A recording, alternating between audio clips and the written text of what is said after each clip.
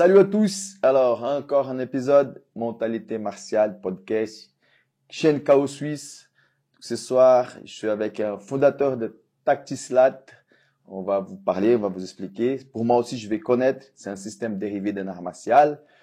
Avant de commencer, abonnez-vous, likez, partagez, commentez sur la chaîne Chaos Suisse. Comme ça va nous aider. Donc, ce soir, c'est la première fois que j'ai une spécialiste de la self-défense avec nous. Ça va être très intéressant, ça va être cool. Moi aussi, je vais apprendre beaucoup de choses sur un art martial que je connais pas.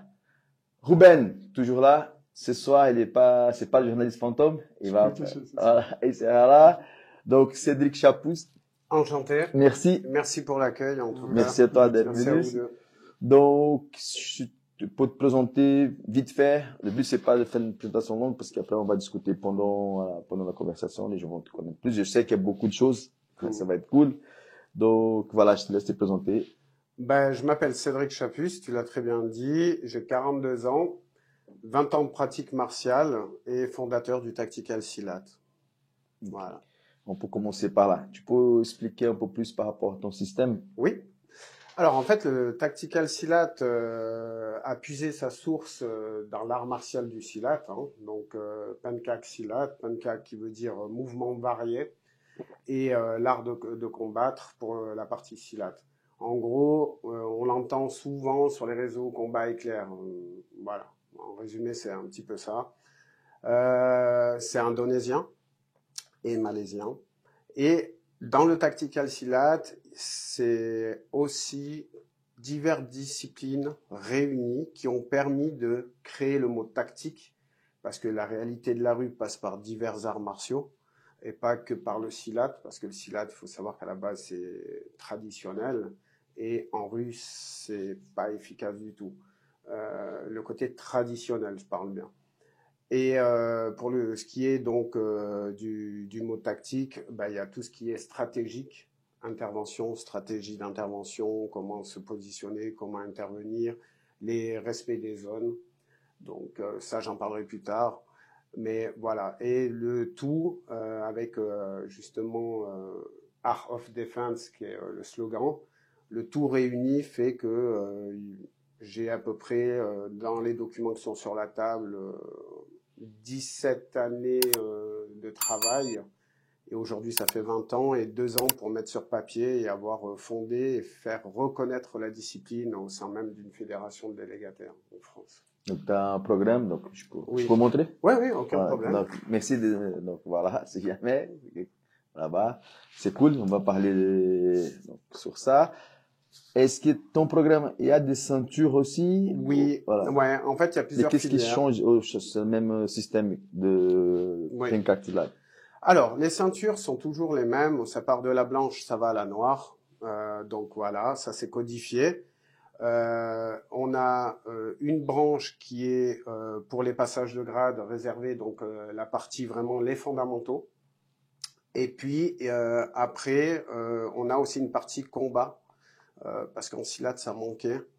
Le silat est connu pour sa rapidité d'exécution, technique, fluidité, mouvements assez variés, aussi tout ce qui est luxation et contact, mais donc, ça... Je te coupe, désolé. Ouais. Donc cette partie combat, c'est pas qui est ajouté dans ton programme. Exactement, parce que ça manquait justement. Okay. Typiquement, moi aujourd'hui, je peux dire que ce qui m'a le plus aidé en rue, c'est d'avoir été pratiquant de sport de combat. La partie après du silat, martial, m'a beaucoup aidé pour ce qui est des réflexes, des automatismes, peut-être la rapidité de monter la main rapidement pour pouvoir bloquer un geste et partir sur des fondamentaux qui viennent du pied-point, bien évidemment. Et du coup, j'ai codifié tout ça et je l'ai rendu vraiment accessible, je dirais, à tout le monde, mais en prenant soin de rendre attentifs les gens que là, on est sur un système avec une base existante qui vient du côté martial. Mais par contre, si on étudie la commission de passage de grade, ça c'est pour, entre guillemets, les arts martiaux, tu vas être professeur, ok, il y a des grades, mais les grades, il faut les faire. Tu démarres et puis dans peut-être 10, 12 ans, tu auras la possibilité de pouvoir l'instruire. Mais par contre, il y a la partie sportive qui n'existait pas. Et la partie sportive, pour moi, elle a tout son sens et elle aurait dû exister bien avant. Elle existe en Indonésie, mais ça ressemble plus à du taekwondo. Pour les Européens, ça parlera un petit peu plus, avec comme des techniques aussi de grappling. Voilà, pour tout ce qui est amené au sol et tout. Et il y a des compétitions de kata. Donc, je dis kata, mais c'est des lankas chez nous. Ça, c'est pour que ça parle un peu plus aux gens, aux pratiquants. Mais voilà. Après, en Europe, oui, il y a aux Pays-Bas un petit peu et en Espagne où ça a été mis en avant côté sportif, mais pas comme là, moi, je l'ai mis en place. Par exemple, à chaque passage de ceinture, on fait monter d'un échelon l'élève. C'est-à-dire, il commence sa ceinture jaune, par exemple, avec les protections, et il fait que de la boxe anglaise. Mais il doit finaliser sa présentation à la fin. Il a de toute façon ce petit combat à faire, ce petit sparring. La première ceinture, c'est la jaune. C'est la jaune. Okay. Et ensuite, plus il monte, plus on débloque un petit peu d'autres possibilités chez lui. Donc là, il travaille avec le haut du corps. Ben là, on va travailler avec les membres inférieurs. Donc à la ceinture suivante, il va commencer à faire pied et poing. Et à la ceinture d'après, pied, poing, coude. Et plus il ira de l'avant, plus on ira vers le sol aussi. Donc à chaque passage, et puis le but dans le tactical silat, comment moi j'ai amené la chose, c'est que les gens, au bout d'un moment, ils soient généralistes dans le pied-point. C'est vraiment important. Aujourd'hui, on ne peut pas dire le contraire. Et spécialistes dans la méthode. Et dans le tactical silat, oui. Donc il y a combien de ceintures on peut pas, et l'ordre des couleurs aussi. Si alors, en fait, si je te montre là, par exemple, ça c'est le livret des professeurs. Voilà, c'est officiel. Il y a toute la pédagogie qui est là. Ça, c'est la doctrine de cours. Il est obligé de passer par là, le prof qui donne le cours. Donc, il y a les UV qui sont réglementés par la commission de passage de grade. On a la jaune, la verte, la orange, la bleue, la noire, et bien avant, la marron, bien évidemment. Et après, tu as les barrettes. Et ça, c'est avec l'ancienneté. Donc, tu as la niveau 1, niveau 2, niveau 3. Chez nous, c'est les niveaux. On ne peut pas délivrer de Dan, puisqu'on appartient à la FFST, qui est une fédération sportive délégataire. Les Dan, c'est la FFKDA. Mais nous, on délivre les niveaux. Et puis, ça, c'est bien parce qu'il ne faut pas oublier qu'il ne faut pas fermer la porte aux jeunes qui ont envie d'évoluer, d'être professeur un jour, par exemple. Et moi, le but, c'est que la discipline soit connue et reconnue. Et quand tu dis qu'il y a une commission, donc c'était des élèves qui ont été formés par toi. Exactement. En fait, la commission de passage de grade, pour pouvoir derrière passer devant les experts, il y a le président. Il y a de toute façon au minimum des hauts gradés autour de la table, dont moi qui en fais partie, mais il faut être minimum 3 en fait, par exemple, pour le premier. Mais ça, c'est tout régi dans la commission de passage de grade. Ouais. Ça, c'est vraiment pour le côté, je dirais, satisfaction personnelle, évolution personnelle. Voilà, se fixer un objectif. Et puis comme j'ai toujours dit à mes élèves, et puis ça j'insiste, parce qu'il y a trop de monde qui croient que quand ils dégotent la noire, c'est des champions. Non. La ceinture noire, c'est une consolidation des acquis. C'est tout. C'est voilà, tu as atteint un niveau, maintenant tu es là, parfait. Mais tu démarres en fait. Et tu fais combien d'examens à l'année? Donc un élève, il peut en moyenne, une ceinture par année. En moyenne, en fait c'est simple. Pour te donner un exemple. Combien de temps à peu près par ceinture? Alors c'est propre à la personne, si elle est régulière ou pas. Mais il faut savoir que chez moi, une ceinture jaune, c'est 157 techniques. C'est énorme. C'est vraiment très énorme. D'ailleurs, quand j'ai créé le truc, on m'a dit, mais tu te rends compte ce que c'est? Et c'est combien de techniques par mois? En fait, c'est toutes les fondations martiales sont dans la jaune. C'est important. Savoir se déplacer, savoir mettre un direct, savoir mettre un crochet, un uppercut.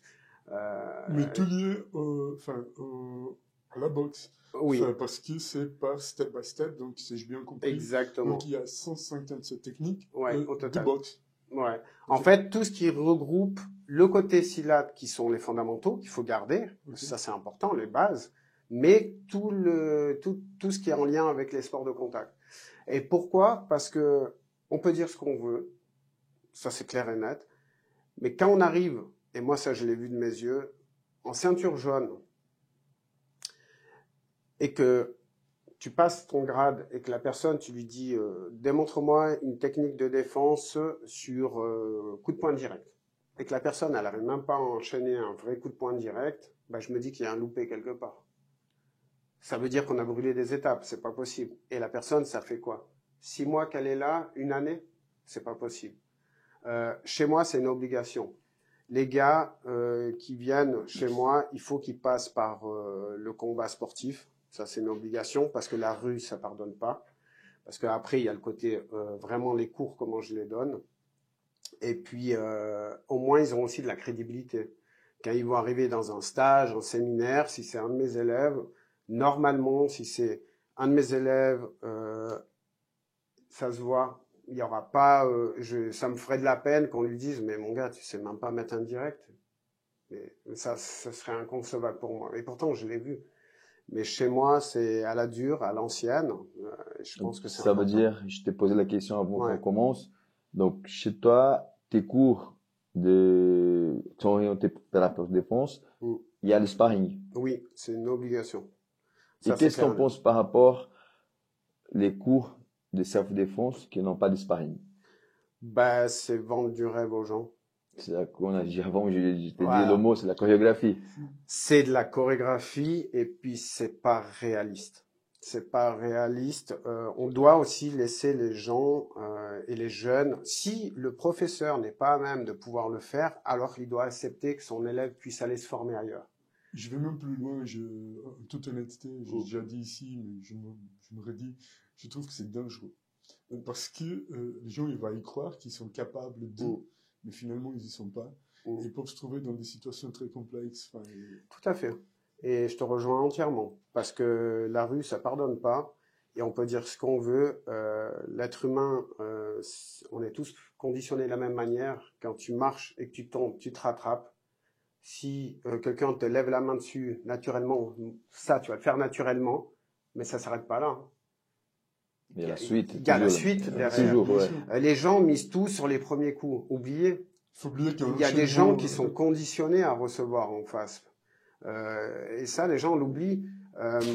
Typiquement, des exemples, j'en ai tellement. Il y a des gens qui me disent, oui, moi je viens, j'ai des élèves, typiquement, en exemple, de tout âge, et qui me disent, ah ouais, moi je viens, mais le mercredi, je veux pas venir au combat sportif. Je dis, ouais, mais tu devrais pousser la porte, parce que sinon, venir que le mardi et le jeudi, c'est de vendre du rêve. Comme je te dis, je suis dur, mais je suis réaliste. Si tu n'as jamais pris une gifle, tu peux même pas savoir ce que ça fait. Et petit à petit, les gens viennent gentiment à moi, ils me disent, est-ce que c'est possible avec toi, gentiment, que tu m'amènes à ce passage-là? Et puis ça, c'est mon rôle de les amener, et pas de les dégoûter. C'est pas mettre les gants et puis voilà. Finalement, ils vont comprendre qu'on coup, c'est pas si un truc. Ça dépend voilà, pour qui. Ouais. Ça dépend de chaque. Ouais. Et tu peux nous donner un exemple de comment ça se passe les sparring? C'est avec les casques, quelles sont Alors, les règles, ça peut changer chaque entraînement? Alors Comment moi, pour ma part, en tout cas, moi je mets Chez toi, donc, jamais de voilà. casque. Ok. Mes élèves ont le droit de mettre des casques. Moi, j'en mets jamais parce que à la vieille école, alors c'est pas forcément bien parce que tu as le boulot derrière, t'es noir des fois et tout. Donc voilà, ça peut arriver, t'as un cocard, voilà, c'est comme ça. Mais ça fait partie du jeu. Moi, c'est comme ça que je bosse parce que je veux être au plus proche de la réalité. D'ailleurs, ça se voit souvent. Hein, si on regarde mes vidéos ou des photos Insta, on me voit avec des bleus. On me voit même sur une photo avec des gros molosses où je suis noir au visage. C'est d'ailleurs des sécu que je prépare. Et puis, il y a un test d'entrée où j'ai la chance de pouvoir faire du sparring appuyé vraiment appuyé avec eux, mais il n'y a pas de catégorie de poids par contre. C'est-à-dire en face de moi, eux, ils ont le casque, les gants, et moi, je fais avec eux, mais par contre, j'ai du 12 et j'ai pas de protection. Parce que moi, ça, c'est ce que je m'inflige, parce que je veux être au plus proche de la réalité et montrer au sécu qu'en face, il peut y avoir du répondant. Eux, ils ont les protections, moi, j'ai pas. J'ai juste mes gants. Mes élèves, c'est clair et net. Derrière, il y a un boulot, il y a un côté bienveillant. Le but, c'est qu'ils, comme je leur dis, s'ils appuient trop au début, ça sert à rien. Commencer par travailler technique, essayer de mettre en place ce qu'on a discuté, et après monter petit à petit. Mais Donc, ouais, il faut. si j'ai bien compris, au début, ils font plus de la frappe, pied-point. Oui. Non, même pas, la boxe Ouais, anglaise. la boxe anglaise, les fondamentaux. Ouais. Voilà. Et donc, ça veut dire que pour ces élèves-là, le sparring, ça va être plus boxe anglaise. Au début, oui, tout à fait. Ouais. Et après, petit à petit, ça monte. Et on va dire pour les plus avancés, une fois qu'ils ont déjà une bonne base, déjà acquis beaucoup de techniques, les sparring, ça se passe comment? C'est un peu comme le MMA, ça continue au sol, à la maîtrise au sol et à la frappe. Alors justement, c'est très bien ce que tu engages comme conversation parce qu'on est en plein dedans en ce moment. En fait, les fondamentaux, comme tu viens de dire, pied-point, c'est enseigné, ça c'est clair, c'est la base, il la faut. Et là, on est en train de travailler sur un programme, un règlement. Donc il y aura toujours le côté sportif parce qu'il y a des règles. Voilà. Mais par contre, on va casser les règles sportives qu'on connaît. Typiquement, en rue, tu mettras pas un coup de pied à la tête. Pour un peu que le gars il travaille dans un domaine de la sécurité et qu'il a un pare-balles, il va jamais lever la tête. La jambe à la tête. Est-ce qu'il y a des similitudes avec les cas, par exemple? Est-ce que tu mets le doigt dans l'œil, toi tapes les parties, alors justement, l'oreille, justement, là sur ce qu'on est en train de travailler, pour moi je vais pas trop en parler, ce sera l'occasion d'ailleurs d'en rediscuter peut-être par la suite, mais on est en train de codifier quelque chose pour que ça soit au plus proche de la réalité de la rue. Pour que les gens puissent se dire, ok, là on m'a donné des outils et là on me met un peu plus dans la réalité. Et la réalité, c'est que sans les outils qu'on m'aurait donnés avant, ben, j'aurais pas pu me rapprocher de la réalité. Donc en gros, mon combat, il aurait été fini en 2 secondes. De toute façon, la rue, c'est très très rapide. Donc moi, le gars qui reste en soumission plus de 30 secondes au sol, il n'a pas compris. Donc il prend une pénalité. Voilà, tu vois, on est en train de casser des règles. Le gars qui va lever un coup de pied à la tête, il va prendre une pénalité. Parce que en rue, il ne le fera pas. Et puis, j'ai presque envie de te dire que, enfin, moi, j'ai 42 ans, j'ai pas envie d'entamer un combat à points dans la rue. Enfin, mon but, c'est de résoudre au plus vite, de manière à m'en sortir indemne. De toute façon, c'est toujours vite. Déjà, à la base, c'est de se mettre en sécurité. Et on dit toujours, 90% du temps, c'est la parole. Et malheureusement, il y a 10% de fois les 10% où là, il va falloir peut-être intervenir. Et c'est là-dessus qu'on bosse. Et ça, on n'a pas le choix. Et aujourd'hui, dans ton système, il n'y a pas encore des compétitions où il y a non. Déjà. Alors, on m'a demandé, mais non. Vu que tu es en train de passer, donc, on va dire, cette nouvelle règle. Oui. Peut-être un jour, tu penses à faire des compétitions internes, même pour tes élèves, avant de venir, j'étais avec un de mes élèves qui était un ancien du Kyokushin et qui est en train de réglementer ça, justement. Et il est très pointilleux et puis il a voulu se lancer là-dedans et puis c'est la force, c'est que les gars ils me suivent et on est en train de réglementer ça et oui peut-être par la suite nous on est en train de se rapprocher gentiment des Open. En fait l'idée c'était on en parlera plus tard mais moi je suis en prépa en ce moment et l'idée en fait c'était que je montre la voie aux élèves parce qu'aujourd'hui j'ai 42 ans voilà. J'ai envie de laisser l'opportunité aux élèves de choisir vers quoi s'orienter. Et s'il y a des élèves qui veulent s'orienter vers la voie sportive, c'est aussi à moi de montrer l'exemple. Donc du coup, j'ai commencé les combats en open. Ah, tu peux nous parler, ça fait pas longtemps que tu as fait. Ouais, exactement, parce que j'ai toujours été dans le milieu des sports de contact et puis martial. Mais on va dire qu'à 34 ans, je devais faire mon premier combat. Alain Copé, du Lausanne Boxing Institute à Lausanne, Alain m'a donné la possibilité de pouvoir combattre à l'époque. Alain Copé qui est un des organisateurs de Kawas qui était chez nous. Voilà, exactement. Et à 34 ans, je devais. Et je m'en rappellerai toujours parce que j'étais à 71 kilos. Et je devais être tombé à 70. Et Alain m'a dit, tu ne combattras pas si tu n'es pas à 70. Malheureusement, à ce moment-là, j'ai eu une déchirure en kickboxing de la cheville et en fait, j'étais dans une phase compliquée de ma vie parce qu'il y avait eu un drame dans ma famille et j'étais en train de gérer cette problématique.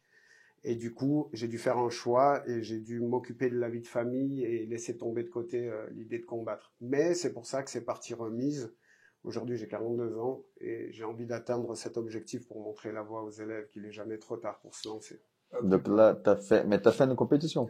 Je vais commencer à faire un open, ouais, parce que j'ai eu la chance d'avoir le club de sambo au Port-Vallée de Caruso, d'un ami, et Marcel Caruso, qui m'a dit, écoute Cédric, je sais que tu es en prépa en ce moment, si tu veux, moi je peux te faire rentrer dans un open.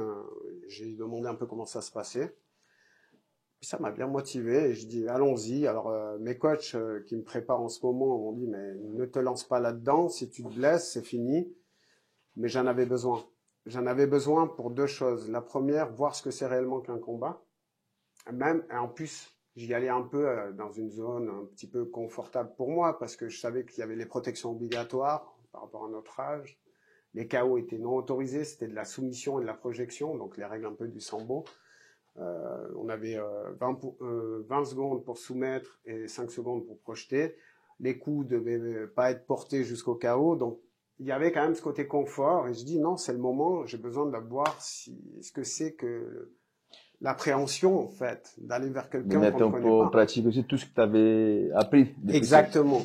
Et c'est marrant parce que du coup, ils m'ont suivi, ils m'ont dit bon, ok, mais franchement, il faut pas que tu te blesses. J'y suis allé. Et je regrette vraiment pas. Parce que en fait, j'ai vu que j'ai eu beaucoup de plaisir. Et ce qui est... L'adrénaline, je l'avais. La peur, je l'avais. C'est normal. Ouais, on se prépare. Jeu, on ne sait pas qui on a en face. En plus, j'ai 42 ans, je démarre tard. Chez les amateurs, hein, on est d'accord. Moi, je suis pas un professionnel là-dedans. Et les gars en face, c'est des vétérans. C'est des gars qui ont fini leur carrière de sportive. Donc, j'ai des bons, de toute façon. Et puis on m'a dit, tu sais dans quoi tu te lances? Oui, j'y vais. Et franchement, c'est la meilleure expérience parce que je suis arrivé face à un premier combattant qui était excellent et c'était marrant. Le combattant qui est d'ailleurs en vidéo sur Instagram, pour qui j'ai beaucoup de respect pour ces deux-là. On a beaucoup discuté les deux, c'était vraiment cool. Et il y a eu la boule au ventre et puis d'un coup, il y a eu le combat. Et puis l'avantage des Open, c'est que tu testes des choses. Et moi, j'ai voulu tester le côté traditionnel du silat, parce qu'on entend souvent parler du traditionnel silat, coup de pied croissant. Et je m'en fous d'être ridicule. J'ai dit, là, c'est l'occasion de le tester, voir si ça marche en combat. Mais il s'est fait faucher direct, hein, c'était vite réglé. Mais le gars, il a continué sa technique, et j'ai vu son genou arriver, et moi, je suis parti, parce que je suis parti en roulade sambo, en prenant sa jambe, parce que j'ai eu l'occasion d'être formé par Vladimir Koudenkik en combat russe. Et ça, les gars ne le savaient pas. Moi, je viens avec mon petit kimono tactical silat. Allons-y. Et boum, je fais le roulé-boulé, je pars en soumission. Bah voilà, coup, je relève mon partenaire. C'est vraiment assez sympa. Et après, une anecdote de fou, parce que ça, j'en rigole aujourd'hui. Je sors, donc je fais mes 2 minutes, je sors. Et puis, il y a un gars qui vient me voir. Il me dit, ah, salut et tout. Kimono rouge qu'on a en vidéo, grand, montagne. Il me dit, t'as quel âge? Je dis, 42. Bah, t'as 42 ans? Je dis, oui, 42. Il me dit, oh, tu vas mollo. Hein. J'ai dit, mais moi, au culot. J'étais sous adrénaline encore. J'ai dit, tu me la fais pas. Hein. Et il y avait tous les gars du sambo derrière. Et d'ailleurs, ils doivent rigoler quand ils doivent entendre là, ce que je suis en train de dire. J'ai dit, tu peux y aller, hein, tu me ménages pas. Hein. Full gaz. Hein. Et le gars, il me dit, ouais, je dis, je suis sûr que t'es un bon, je suis sûr que t'es un champion. Donc, tu vas, tu me ménages pas. Et les gars, ils rigolaient derrière. En fait, je savais pas à qui je parlais. Le gars, il est arrivé. Fight. Mais j'ai volé, mon gars. J'ai volé. Je tombe à plat sur le dos avec son poids. Il avait, je sais pas combien de kilos de plus. Il était grand, surtout. Mais bon, hein, il y a rien à dire. La vertèbre, elle bouge. Mais le fait que mon fils soit dans les gradins en train de me regarder, je dis non, je peux pas rester dessous. Et je me suis battu et j'ai eu énormément de plaisir. Par contre, avec lui, je l'ai vraiment senti passer, quoi. Parce qu'il y avait le gabarit, le poids, la technique, il était très très bon. Moi à côté, je suis tout petit. Tout le sambo, c'est un sport assez. Ah ouais. Et puis très petit. Et puis à la fin, bah on se salue et tout. Et puis on se fait une photo, super sympa et tout. Puis je discute avec un ami qui était là, qui est responsable d'un club de sambo aussi. Et puis je dis, mais c'est qui là qu'on m'a mis? Il me dit, lui, 4 fois vice-champion de sambo et de judo. Ah, ok, je comprends mieux. Mais Pourquoi t'as volé? Voilà, pourquoi j'ai volé. Mais c'était une super expérience. Et surtout, ça m'a permis de voir que quand on me dit fight, j'étais focus dessus. Et je pense que j'avais besoin de ça. Et à partir de là, je continue, là, je suis en prépa. Tu sais, vas-y, Ruben, si tu veux, vas-y. Non, vas-y, je t'en prie. Tu sais, comme moi, on n'est pas là ce soir pour parler de ma vision de la self-défense, comme je t'ai dit, comment j'ai commencé à travailler. Mais pour moi, j'ai plus de temps pour me lancer là-dedans parce que j'ai vu beaucoup de choses que, voilà, j'étais jamais d'accord. Et pour moi, quelqu'un qui vient là, qui est spécialiste en self-défense, qui se met dans la réalité pour se tester, pour moi, c'est beaucoup de respect. Tout le respect. Parce que beaucoup de gars, beaucoup de spécialistes, je vois, ils ont jamais combattu, peut-être même pas fait de sparring, entraînements, compétition jamais. Après, ils disent tous, mais dans la rue, j'étais dangereux, j'étais un bagarreur. Tout le monde peut dire ça. Il y a des gars qui n'ont jamais vu le pain. Voilà. Tout le monde peut dire ça. Pour toi. Oui. Est-ce que, éventuellement, la brick pole, ça t'a déjà attiré ou pas? Enfin, alors, j'en ai entendu parler. La brick pole, c'est chaud, oui. hein? Enfin, c'est très... Oui, j'en ai entendu parler, mais je peux pas dire quoi que ce soit dessus parce que je me suis pas renseigné plus dessus. Mais j'en entends parler. Okay. Hein. Franchement, c'est quelque chose que, personnellement, je pense que toi, tu pourrais aimer. Enfin, c'est pour ça que je je pense rien que le mot brick-pole, ça donne envie déjà, ouais. Et donc, en parlant de la compétition, donc c'était ta première compétition. Ouais, première expérience. Mais je sais que donc tu vas continuer. Si tu peux nous parler un petit peu plus, avancer les choses. Volontiers. Comme je disais, ça fait 1 année que je me prépare. J'ai perdu 13 kilos. C'est vraiment assez, ça y va, quoi, on va dire. Entraînement tous les jours. Je m'octroie 2 jours de repos dans la semaine. Je veux vraiment ouvrir le côté sportif et puis surtout la visibilité et montrer que dans notre système, on n'a pas peur à aller au charbon et on accepte aussi l'échec si ça doit arriver, parce que ça c'est important. Ça fait partie. La rue, c'est l'échec aussi. Malheureusement, on n'ira pas plus vite que celui qui est déterminé en face. On pourra peut-être limiter la casse, mais c'est tout. Et puis, je veux pas fermer cette porte à mes élèves parce que maintenant, il y a des jeunes qui s'y intéressent et puis je pense qu'il faut leur laisser la possibilité d'évoluer. Donc, du coup, je fais mon premier combat en boxe anglaise au championnat d'Europe à Rome le week-end prochain. Bonne chance. Nous sommes avec toi. Hein. Ouais, alors, voilà. En tout cas, je combats. Premier combat à 42 ans.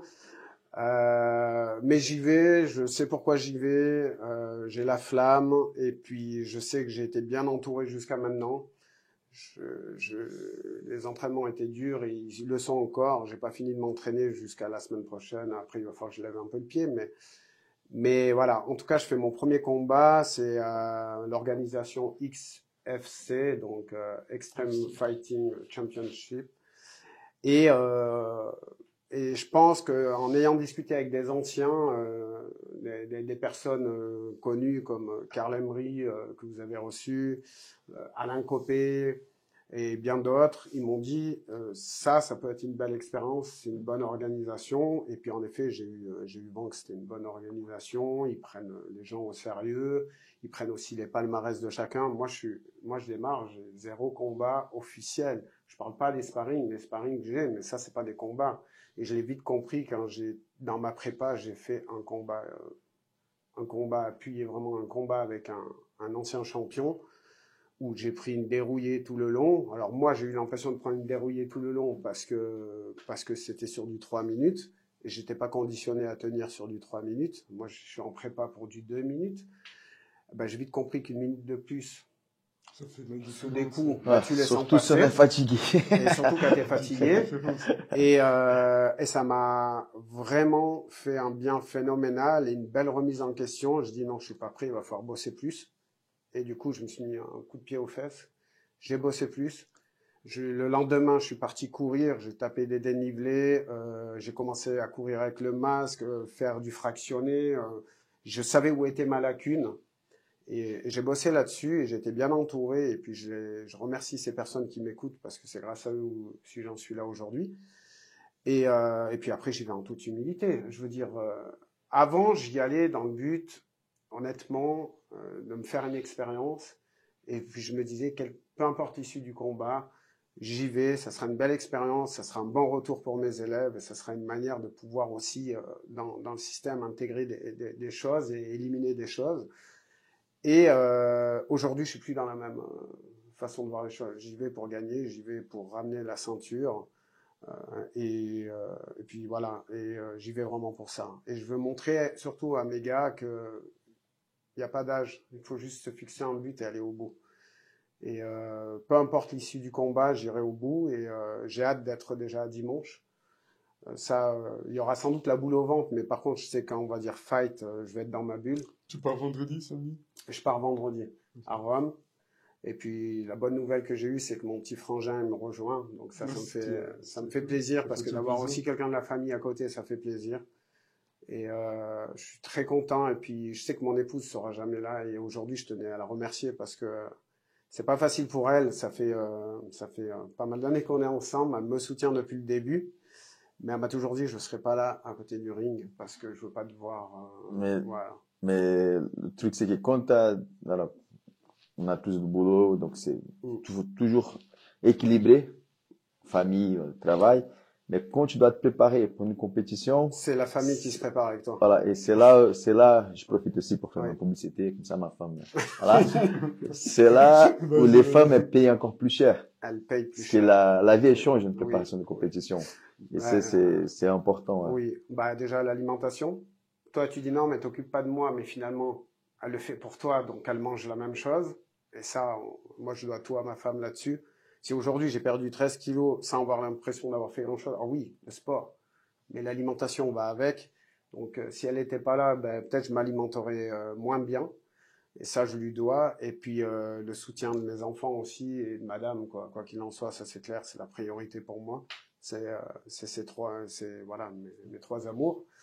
Et d'ailleurs, c'est la première fois que je le dis. Donc je pense que ça va la choquer. Mais je leur dois tout. Parce que moi, aujourd'hui, mes enfants, je les ai pas vus grandir. Je suis quelqu'un qui m'investit toujours à 200% dans tout ce que j'entreprends, que ce soit pour la création du Tactical Silat, que ce soit pour un stage, un séminaire. Je m'y prends 1 mois avant, 2 mois avant. Je travaille les techniques avec mes gars. Je dis, qu'est-ce que vous en pensez? Est-ce que pour vous, c'est crédible? Est-ce que ça, on le met ou ça, on le met pas? Non, Cédric, ça, on le met pas. Parce que la chance que j'ai, c'est que j'ai des gens qui sont pratiquants et plus vieux que moi, qui ont de l'expérience et du bagage, qui ont leurs expériences de rue, qui ont leurs expériences martiales, qui ont par exemple, j'en ai un, il a 35 ans de Krav Maga, ancien prof, très humble. Et dans le Tactical Silat, il y a les fondations du Krav aussi. Mais je suis pas instructeur Krav. Mais le Krav Maga aujourd'hui, il faut dire ce qui est. C'est un système qui fonctionne, qui a tout compris à l'époque, qu'il fallait aller chercher là où il y a les bonnes choses. Et dans le Silat, c'est ce que j'ai fait. J'ai pris du combat russe, j'ai pris les fondations du Krav, j'ai pris le Silat, le pied-point, boxe anglaise, Muay Thai,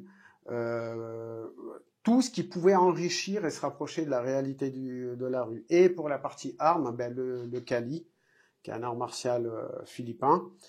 Et j'ai intégré tout ça, et puis j'essaye d'être crédible, et puis si je manque de crédibilité, de toute façon, on saura assez vite me le dire, et encore plus mon épouse saura assez vite me dire, attention, là, tu les mets en danger. Donc voilà, il faut juste bien dissocier, comme on disait, le côté sportif, le côté martial et le côté réel. Voilà. Et ça, c'est vraiment important. Parce que moi, mettre quelqu'un en danger dans la rue en lui faisant croire qu'en restant juste statique et en misant tout sur le premier coup, c'est faux. Soyons honnêtes, c'est faux. Donc, on va encore profiter beaucoup pour toute cette partie, mais donc prochain combat dimanche. Oui. Et je sais que tu peux pas trop avancer des choses, mais si j'ai bien compris, ça s'arrête pas là. Non, ça ne s'arrête pas là. Comme ça, on continue sur le même schéma. Voilà. En fait, je suis dans ma prépa, ça fait partie de ma prépa. J'ai demandé à mes coachs de faire, s'ils estimaient que j'avais les capacités, bien évidemment, parce que c'est difficile d'avoir un regard sur soi, de me faire évoluer vers l'objectif final qu'on aura l'occasion par la suite d'en parler. Donc, désolé de te couper, mais ça, c'est une mentalité que moi j'apprécie et comme je fait un peu plus de compétition que toi, je te donne un conseil, il faut toujours, moi, un élève qui fait la compétition, c'est un soldat qui va partir en mission, il doit écouter les coachs. Moi, quand je combats encore, mon coach me dit, il faut faire ci, il faut faire ça, j'ai fait avec les yeux fermés. Et ça, c'est pas n'importe qui a cette capacité. Tu vas comme te dire, j'ai demandé mes coachs, et je pense que ça, c'est la meilleure chose à faire.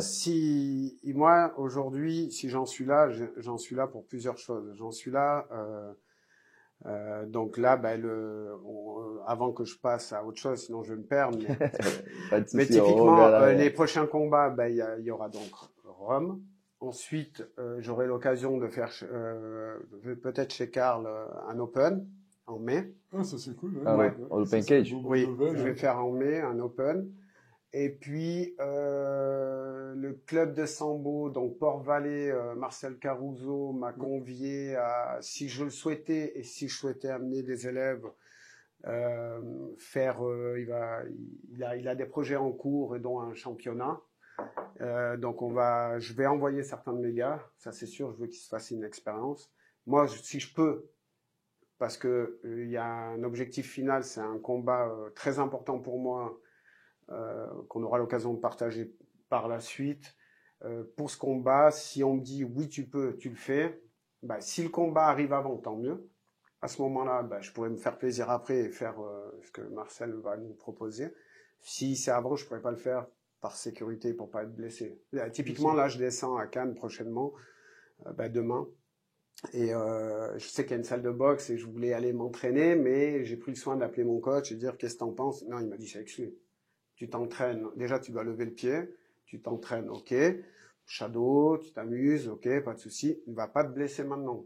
Dimanche, tu combats. Dimanche. C'est juste. Et c'est vrai que ça me ferait de la... Franchement, je le vivrais très mal après tout ce que j'ai fait de ne pas pouvoir combattre dimanche à cause d'une blessure. Donc, je vais assez faire attention. C'est qui ton adversaire? Tu connais déjà? Mon adversaire, je ne le connais pas encore parce que vu que c'est un championnat, je vais le découvrir la veille. Ok, d'accord. Ouais. Moi, je suis très nouveau dans le milieu de la boxe, dans le sens compétition, amateur, bien évidemment. Je ne sais même pas si on peut dire compétition, mais je vais le découvrir à la pesée, en fait. Donc là, je suis à moins de 75 et j'ai démarré il y a une année, j'étais à 86. Okay. Donc là, tu as le combat dimanche, après peut-être à Genève, Open Cage. Peut-être encore c'était au Valais. Après, mon coach est déjà en train de regarder. Il m'a dit si tu te démarques, si ça se passe bien, on aura peut-être l'opportunité de te faire combattre en juin, à nouveau en Italie. D'accord. Et ça serait une sélection pour les championnats du monde amateur en boxe anglaise qui serait en novembre ou décembre. Alors lui, il voit loin. Moi, j'ai dit on va déjà commencer par le premier. Mais c'est ambitieux et je trouve ça vraiment cool. Si je peux, allons-y, on y va, ça sera une belle expérience, on va ouvrir. Et pour finir, peut-être un grand combat aussi. Peut-être qu'une deuxième fois que tu reviens, on va parler. Ouais, alors celui-ci. Ça, on laisse surprise. Voilà, ça c'est, oui. Mais comme je dis, en toute humilité, je veux dire, moi j'ai rien à prouver à qui que ce soit.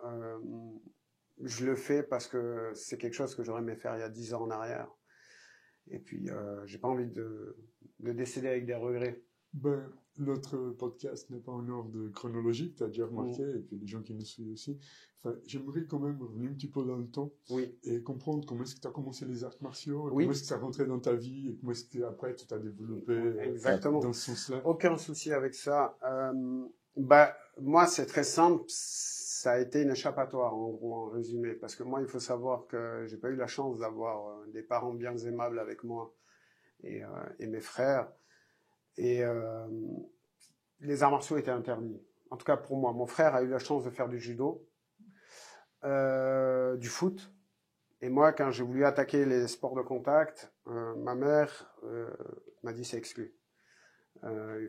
Disons que j'ai... T'étais le Benjamin, toi? Hein? T'étais le Benjamin, t'étais le plus jeune? J'étais le deuxième. Okay, Après, j'ai eu un petit frère qui est arrivé bien plus tard, mais ouais, j'étais le deuxième. Bon, disons qu'à la maison, c'était assez mouvementé. J'ai pas eu la chance d'avoir des parents en or, malheureusement, et je l'assume complètement. C'est ce qui fait que j'ai plus de contact avec eux. Mais par contre, j'ai été élevé à la dure et les coups, je sais ce que c'est du coup, et je le souhaite à personne, bien évidemment. Et ça, c'est vraiment important. Et c'est ce qui fait, je pense, que j'en suis là où j'en suis. Ayant été victime toute ma jeunesse pendant des années, jusqu'à temps que je quitte le cocon familial, je me suis orienté, dès que l'opportunité s'est ouverte à moi, dans les sports de contact. T'avais quel âge? Ben, tard, du coup, parce que j'ai démarré officiellement par le biais professionnel à 22 ans, il y a 20 ans, Ok. officiellement. Après, bagarre, tout ça, ben voilà. Bagarre, ça compte pas. Hein. Je rigole. Voilà. Mais t'as Mais commencé parce par que quel- moi, j'ai quitté très jeune le cocon familial, mais il y avait mes études au milieu. J'étais plus souvent dehors qu'à la maison. La maison, c'était juste pour dormir et manger. Il y avait une pression psychologique, il y avait les coups, il y avait tout ce qui est pression physique et psychologique et voilà. Et t'as J'étais dé- mieux dehors. Mais t'as démarré par quel sport de combat à Martial? Alors, j'ai démarré directement dans la formation professionnelle. On m'a fait goûter au Krav. J'ai beaucoup apprécié. Et d'ailleurs, il y a un truc que je vais dire après qui va te plaire. Et les profs enseignaient le Krav Maga. On avait un prof de Krav et un prof de judo tactique. Un prof de judo haut gradé qui avait développé le côté tactique du judo. Et je trouvais super sympa. C'était très Parce qu'en fait, j'avais fait une intéressant. formation. Il faut savoir que moi, à la base, je suis bûcheron de métier. À la base, j'ai démarré bûcheron, j'ai fait mes études. 18 ans, j'ai été breveté. Et j'ai fait 7 années de bûcheronnage. Et puis, j'ai toujours réalisé des rêves de gamin. Donc, après, je voulais être militaire. Mais mon père refusait. Il voulait d'abord que j'ai un diplôme et de l'expérience. Donc, je vais rentrer à la Légion étrangère ou à l'armée française. J'ai été pris chasseur alpin à l'armée française. Et je voulais quand même avoir une vie de famille. Donc, au moment où j'ai été pris, j'avais une année pour rentrer en caserne, et puis en fait, j'ai pris la décision de rentrer plutôt dans une école de formation d'agents de protection rapprochés. J'étais jeune, j'avais 22 ans, j'avais une bouille de bébé, je savais très bien que c'est pas moi qui allais avoir les premiers mandats, mais je m'étais fixé un objectif, je dis je vais le faire. Et puis sur 12, on a fini à 5, je me rappellerai toujours, au bout de la formation des 4 mois. Et c'est là que j'ai connu vraiment les sports de combat. Et pourquoi? Parce qu'en fait, à l'époque, il y avait le Valentudo. Oui, oui. Tout de... Oui. Voilà. Alors les anciens, ils connaissent. Bien sûr. Et là, dans le cadre de cette formation, je me suis retrouvé à devoir combattre alors que j'étais pas pratiquant. J'avais le mental, j'avais tout, mais j'étais pas pratiquant. Donc, Connaissance technique zéro. connaissance à zéro. Je te jure, j'ai gardé les vidéos parce que c'est important de savoir d'où on est parti et d'où on vient. Et j'ai toujours gardé ces vidéos. Alors, elles sont pixelisées dans tous les sens. Hein. Ouais. Ça date. Hein. Pas les mêmes qualités. Et c'était en 2005, donc tu vois, ça date. Et en fait, j'ai pas démordu. Par contre, je suis sorti dans un état et on avait en finalité, à la fin de la formation, 5 combats à faire. Si je dis pas de bêtises, à l'époque, c'était peut-être 2 ou 3 minutes, je sais plus. Le Vali-Todo. Ouais. Et en fait, c'était du combat libre. Et jusqu'au C'est cas le où. primordial de l'MMA. Oui, exactement. Ouais, Ouais. Et puis Ah, c'était du libre dans le sens, on avait les gants de boxe, on avait les kimonos par respect, et puis c'était fight, on y va quoi. Et puis en face, si le gars avec qui tu avais passé 4 mois de formation, tu devais lui mettre dessus, déjà si c'est pas tes valeurs, c'est difficile. Si t'es pas conditionné et préparé à ça, c'est encore plus difficile. Moi, j'ai refusé mon combat avec mon collègue à l'époque. Et puis du coup, on m'a mis quelqu'un d'autre, mais on m'a mis le champion de full contact. Je me suis fait dénommer. Mais j'ai rien lâché. Alors, il m'a cassé le nez. D'ailleurs, c'est là que j'ai cassé mon nez pour la première fois. Mais j'ai pas démordu. Je saignais et tout. On m'a dit, vous continuez? Je dis oui, je continue. Et hop, rebelote. J'ai rien lâché. Du coup, on a eu ex-aequo. Le time s'est arrêté, on a eu ex-aequo. Après, j'ai eu un deuxième combat avec, pareil, mais je me rappelle, c'était folklorique. Et avec un ancien mili de carrière qui était en reconversion, pareil, boum boum boum, c'est parti dans tous les sens. Et on a tous grandi avec Jean-Claude Van Damme et tout ça, et puis moi, j'étais dans mon trip, énervé, j'ai réussi à faire un truc que je sais même pas, j'ai eu de la chance, hein, il y avait des règles, c'était tatami, donc je l'ai bloqué dans un an, coup de pied retournant, j'ai mis dans la tête. Ça, je m'en rappelle toujours. Même moi, j'étais épaté de ce que j'ai fait. Et le combat s'est arrêté. Et le troisième, c'était un ancien légionnaire en réconversion, mais qui avait de la bouteille, peu cher. Ouais. Et avec tout le respect que j'ai pour lui, j'ai refusé le combat parce qu'il avait une côte qui était déjà fissurée. On m'a dit, si vous refusez, c'est no go. Et puis, je me rappelle toujours, je me suis excusé, et puis j'ai mis un coup de pied frontal, et j'ai cassé 2 côtes, et le combat après il s'est arrêté. Parce que j'avais la détermination, mais j'avais zéro technique. Voilà, j'avais juste le mental, parce que derrière il y a un vécu, quoi. Et puis tu as enchaîné avec le panchat, c'est ça? Ouais, et en fait, c'est là où les potes, à l'époque, et s'ils regardent ça, ils s'en souviendront, parce que c'est eux qui m'ont dit, mon gars, t'es fait pour ça, lance-toi là-dedans. Et du coup, je suis rentré dans le Penchak, donc on dit Penchak, mais le vrai terme, c'est Pencak Silat. Penchak, c'est le fondateur, Charles Jousseau, de la méthode FISFO, qui a créé le mot Penchak, en fait, pour que les Européens soient plus faciles. Mon maître, j'ai été formé par lui. Et je lui dois tout aussi. Ça, c'était en Suisse?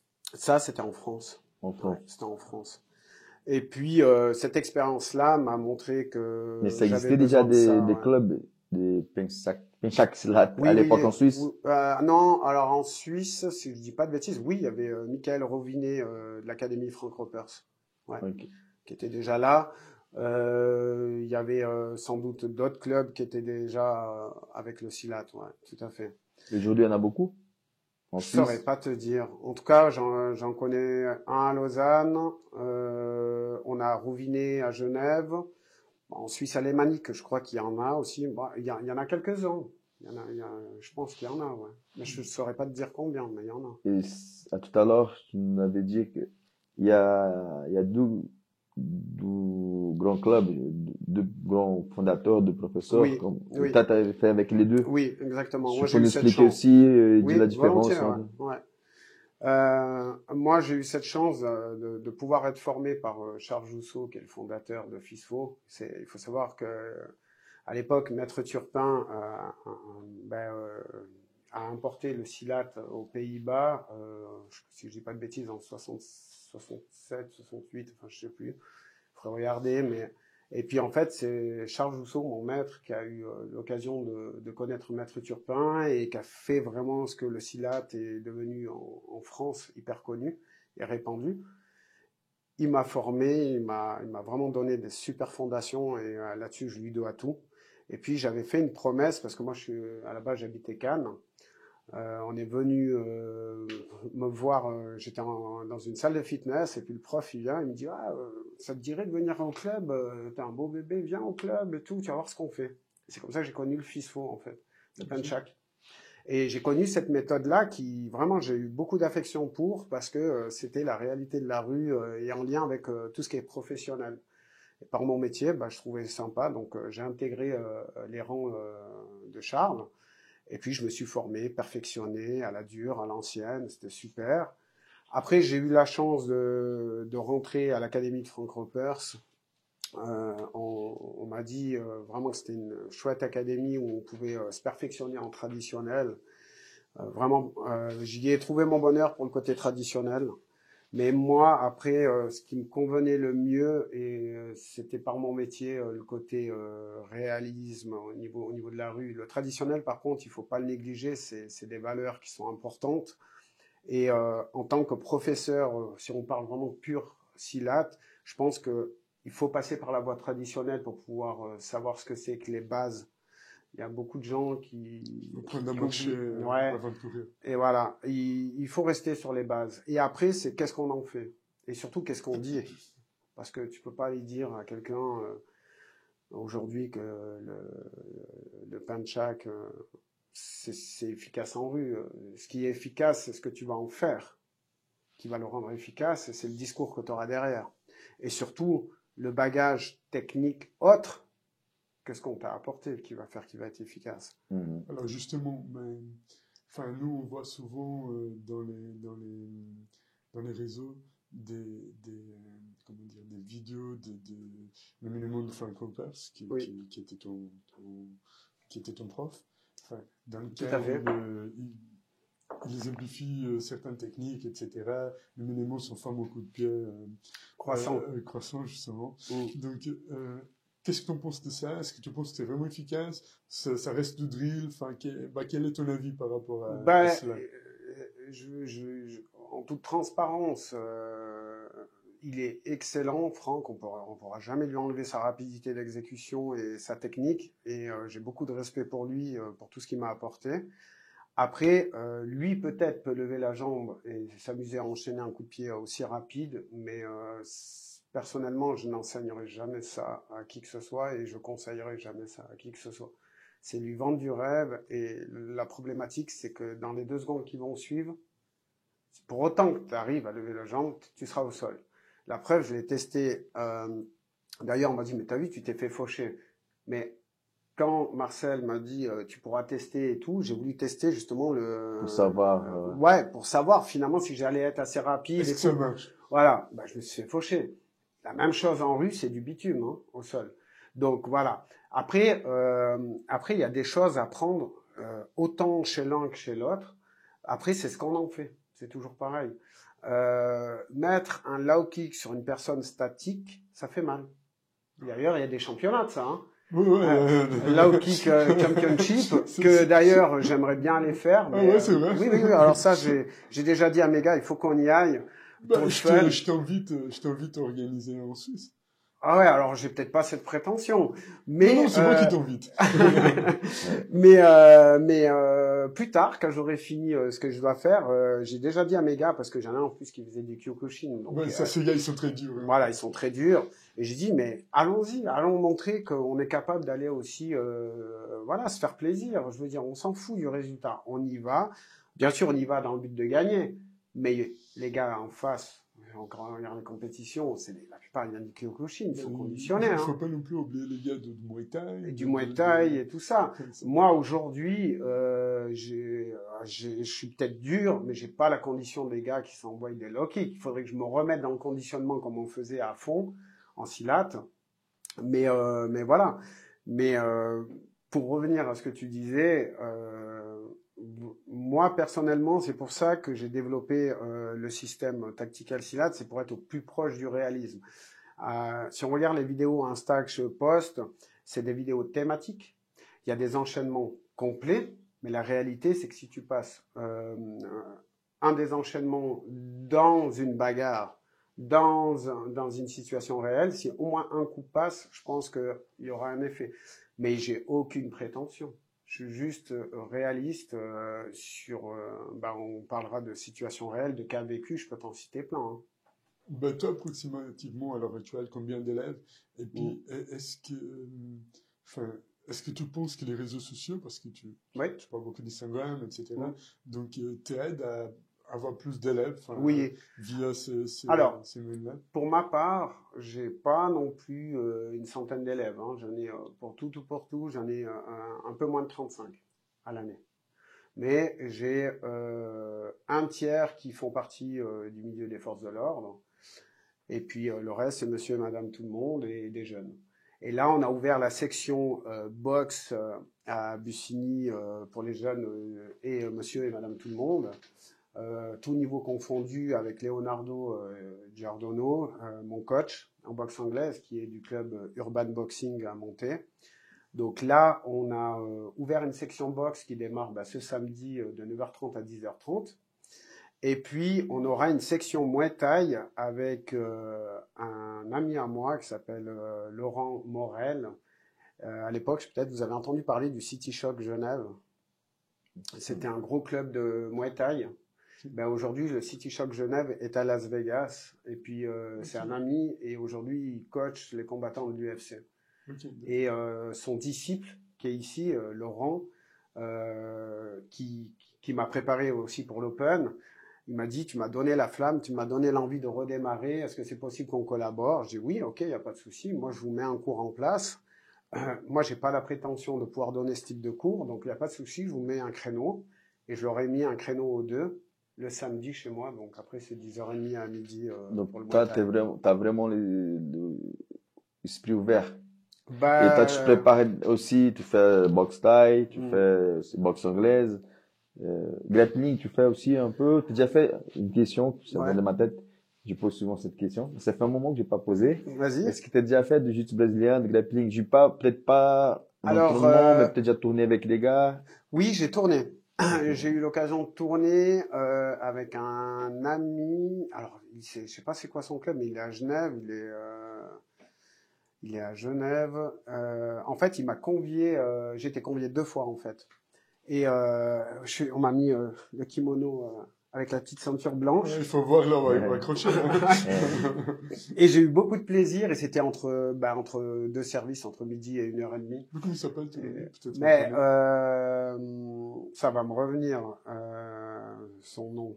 T'inquiète, ça va venir. Ouais, non, ça va me revenir. Et il sait en plus que je parle de lui, il va me dire, mais il se souvient même plus de mon prénom, il s'est abusé, je vais me faire allumer. Mais ça va me revenir. Mais oui, du coup, il m'a convié, et puis c'était vraiment cool, et puis c'était mais il m'a dit plusieurs fois, j'étais viens, mais le problème, c'est que voilà, c'est compliqué. Ouais, le temps, ouais. Et honnêtement, le combat russe m'a permis de goûter au sol. Maintenant, je suis ouvert et puis mes élèves, j'ai cette chance, c'est que eux vont voir ailleurs aussi. Et ça, je pense que c'est important.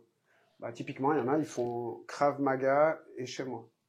Il y en a, j'ai celui qui est en train de rédiger, Mathieu, qui est en train de rédiger le règlement là. Lui, dès qu'il y a des séminaires qui peuvent lui apporter quelque chose, il va les suivre. Et ils ont tout à fait compris. Il a fait du sol, justement, alors il m'a pas dit où, mais sur Lausanne, je crois.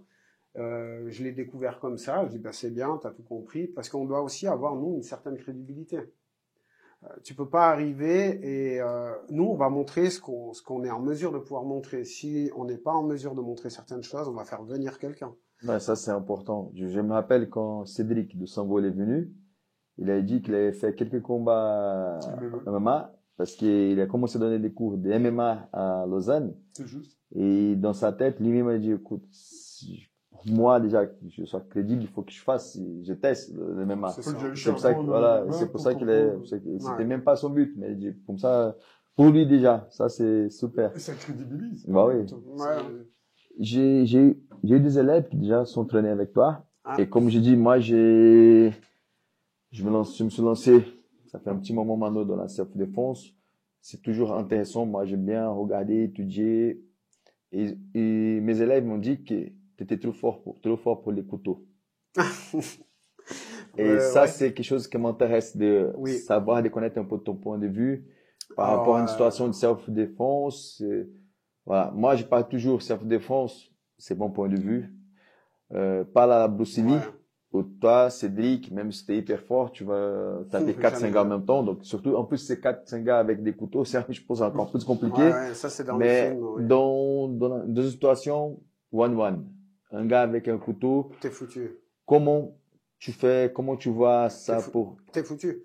Dès l'instant où tu le vois, c'est prise de distance et mettre un objet entre toi et lui. C'est la base. Voilà. Sortir de là. Ça, je suis tout à fait d'accord avec toi. Quand je dis mettre un objet, tu peux même contourner une voiture qui est sur une place de parc, prendre de la distance et direct 117, quoi. Basta. Voilà. Maintenant, je vois là où tu vas en arriver. Si t'es plus proche. J'ai partagé une vidéo avec toi cette semaine et j'ai dit, écoute, moi là, soit je passe mon argent, soit je pars au courant. Si je peux pas, c'est compliqué. En fait, avec un couteau, le but, c'est, tu me corriges, si t'as pas le choix, si tu dois vraiment confronter à cette situation-là, c'est de minimiser les dégâts. De toute façon, tu seras toujours. On va parler ouvertement. C'est un sujet que j'affectionne tout particulièrement et je peux dire que j'ai des cas vécus et une expérience de terrain. Donc là-dessus, il n'y a pas de souci. Il faut arrêter de vendre du rêve aux gens. Tu sauras couper. Au mieux, je dis bien, t'es taillaladé ou t'es planté. Et le pire qui peut t'arriver, c'est que tu te relèves pas. Et il faut juste être réaliste. Il y a une différence entre une menace avérée. Donc une menace avérée, c'est je viens, je te tiens le textile et puis je te mets même 1 centimètre dans le bide et maintenant qu'est-ce que tu fais? Tu donnes tout. Bah tu donnes tout. T'as déjà un trou. Hein. Voilà. D'accord. Et là-dessus, par contre, c'est intéressant de voir ce qu'on peut travailler en sachant de toute façon que tu es planté. Donc il y a 2 choix qui s'offrent à toi. Tu donnes tout et c'est ce qu'il faut faire. Mais si le gars il a mis déjà 1 centimètre dedans, tu sais pas si après il plante. Et ça dépend aussi, il faut connaître le choc des cultures. Moi, j'aime bien aussi faire de la prévention. Les gens, ils oublient une chose. Si tu sais un petit peu le choc des cultures, la personne, d'où elle vient, qui elle est. Alors, d'où elle vient, qui elle est, c'est le pays simplement, l'origine ethnique. Ça te donne déjà une indication sur quelle va être vraiment sa manière de voir les choses. L'issue de la situation. Exactement. Aujourd'hui, tu vas au Brésil, je peux te jurer que les gars, ils rigolent pas. Ils vont arriver, c'est hop, c'est fini. Il n'y a pas de négociation possible. Tu me corriges si je dis faux. Ouais. Voilà. La chance qu'on a, si on peut dire chance, c'est que, c'est pas une chance. Malheureusement, ils utilisent beaucoup plus de couteaux, c'est pas beaucoup. Ouais, mais alors, après, c'est clair qu'ils sont déterminés. Quand ils ont le couteau, c'est pas. Exactement. Et moi, je préfère 100 000 fois, si je devais être agressé, avoir une arme à feu qui me menace qu'un objet contendant qui m'arrive dessus. Et pourquoi je dis ça? Parce que moi, j'ai été planté, et ça, c'est la première fois que je le divulgue officiellement sur les réseaux, mais dans les stages, j'en parle ouvertement pour donner de la crédibilité, et puis je peux montrer la cicatrice, mais c'est pas le but, ça, on s'en fout. J'ai été planté par une personne que je connaissais, qui était sous emprise d'alcool. J'étais jeune, 21 ans, la personne pète un plomb, j'essaye de la canaliser, je lui tiens son bras, elle me dit « lâche-moi sinon je te plante ». Bête, innocent, 21 ans, bah vas-y plante-moi, ok, je me suis fait planter. Je me suis fait planter. Et le réflexe, ça a été le geste barrière, on fait ça naturellement, putain, mais elle a fait. Et là, ça saigne, et voilà. Et si quelqu'un que tu connais, qui est sous l'emprise de l'alcool, est capable de te planter, imagine celui qui ne te connaît pas en rue et avec le couteau. Donc, c'est simple. Je discutais avec mon ami Artilero, je t'ai dit avant, qui travaille avec l'FBI aux États-Unis. J'avais 2 fois chez moi pour faire des stages, il va revenir cette année. Et je suis d'accord avec lui, on a un peu la même idée. Quelqu'un qui a une arme à feu et quelqu'un qui a un couteau, la personne qui a le couteau, elle est plus déterminée à aller jusqu'au bout qu'à l'arme à feu. Oui. Tu vois, c'est difficile peut-être de comprendre ça. Appuyer sur la détente. C'est une autre histoire. Mais encore là, si quelqu'un est déterminé avec le couteau, le gars, il vient, on a un terroriste. Lui, il vient avec le couteau caché, il va se planquer à côté, tu vas même pas venir, c'est sur le dos, c'est n'importe où. Tu fais rien, tu peux rien faire là. Et puis, il y avait Alain Fromageau qui disait, je sais pas si tu es d'accord ou pas, ça sera une bonne, une attaque au couteau, c'est l'équivalent de 7 coups. Donc, c'est-à-dire qu'il va pas juste venir te planquer une fois, il va faire ce mouvement-là, ce qui équivalent, selon les statistiques françaises et selon Alain Fromageau, ça équivalent à 7 coups de couteau. Ouais. Donc, c'est extrêmement compliqué. Voilà. Donc, comme tu as dit, je voulais savoir, t'as vu où je voulais arriver. Oui. Mais là, maintenant, on m'a dit, situation close. Close. Voilà. Le gars est là, tu sais qu'il est déterminé. T'as pas d'objet, pas de chaise pour pouvoir faire des choses. Donc, comment tu vois ça? Là, soyons honnêtes, hein. C'est soit lui, soit moi. Oui. C'est tout. Si j'ai aucune échappatoire, si j'ai rien, c'est soit lui, soit moi. Et c'est tout. Il y a pas d'autre solution. La négociation, si elle passe pas, que t'arrives pas à responsabiliser le gars de son acte et qu'il est déterminé, c'est lui qui a l'avantage, hein. Donc, à mon avis, tu peux aller rejoindre là-haut, quoi. Voilà. Non, mais il faut être honnête. Parce que si tu arrives à bloquer le bras, c'est bien. Bien sûr. Mais après, ça s'arrête pas là. Il y a la suite. Donc, et aujourd'hui, on peut faire toutes les théories. Chaque cas est différent.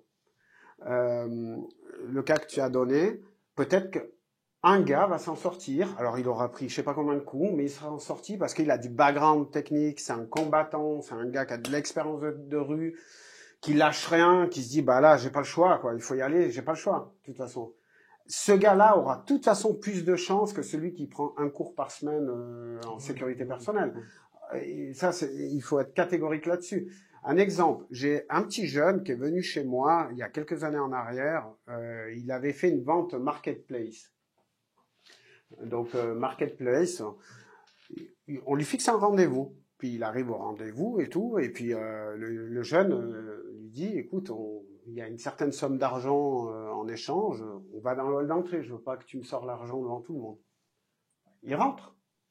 Et ce jeune-là, qui nous écoute, je pense qu'il sera content que je parle de lui, il me dit, Cédric, j'ai pas compris ce qui m'est arrivé. Au moment où je suis rentré dans le hall, j'avais un gars avec un couteau et qui me tenait. Je me suis retrouvé vraiment comme ça. J'ai dit, t'as fait quoi? Il me dit, c'est pour ça que je suis chez toi. En fait, il y a une porte qui s'est ouverte, je sais pas où, dans le corridor. Le gars qui tenait le couteau a tourné la tête. Il m'a dit, l'instinct, ça a été de partir en courant. Il a trébuché, il est tombé et il s'en est sorti. J'ai dit, voilà. T'as fait naturellement sur quoi on est conditionné depuis tout petit. Prendre la fuite. Tu veux que je te dise quoi, là? Et il a eu la peur de sa vie, il a avoué, et il me dit, c'est pour ça que maintenant je me lance dans des cours avec toi, parce que si le gars ça aurait été plus loin, ou même en bagarre, j'ai pas les capacités de pouvoir répondre. Ne serait-ce qu'une bagarre. Et ça, c'est bien, parce que c'est aussi une prise de conscience. Par contre, heureusement pour lui, ça s'est bien terminé. Par contre, l'erreur qu'il a fait, moi, c'est instinctif. Je lui dis, mais t'as déposé plainte rapidement, t'as donné un coup de téléphone. Non, j'ai rien fait. J'ai dit, mais t'avais des choses à te reprocher ou quoi? Non, ouais, mais t'es bête, parce que derrière, il y a peut-être une autre victime. Peut-être que cette personne était recherchée en plus. Donc, c'est ça aussi que les gens oublient. T'as dit deux choses qui pour moi sont très importantes pour la self-défense, c'est la négociation et aussi la prise de conscience. Donc, je commence aussi, ça fait 1 an maintenant, je donne des cours pour les gens qui font que la self-défense, qui font pas le sport de combat. Je discute aussi par rapport à les situations. Mon but, c'est pas que les gens deviennent folles à cause de la violence, mais qui montent. Tu peux parler aussi de ça après, si tu veux. Mais qui prennent conscience que c'est pas le Brésil, mais c'est pas non plus comme avant. On est d'accord. Et puis, cette dame, elle m'a dit, Anderson, grâce à toi, notre jour, j'étais à Vieilleville, à Genève, ça commençait à faire nuit, et j'ai vu qu'un gars me suivait et tout ça. J'ai pris le réflexe, j'ai rentré dans un magasin, déjà, et je vis qu'il s'arrêtait. Après, je peux aller à la police pour dire, écoutez, monsieur, et j'ai expliqué qu'est-ce que j'avais fait. Et les policiers ont dit, vous avez bien fait, madame, bien rentré. On cherche déjà ces gars. Donc, mais c'est une prise de conscience et que les gens ne se rendent pas compte. Tu vois, ça fait partie de la self-défense. On dit la négociation, savoir s'y positionner, tout ça. Et tu parlais du couteau, justement. Et moi, mes gars, ils ont l'obligation, en tout cas dans les cours, ils apprennent la manipulation du couteau. C'est une obligation. Ils doivent savoir l'utiliser. Ils doivent savoir ce que ça fait. Ils doivent savoir ce que c'est. Pourquoi?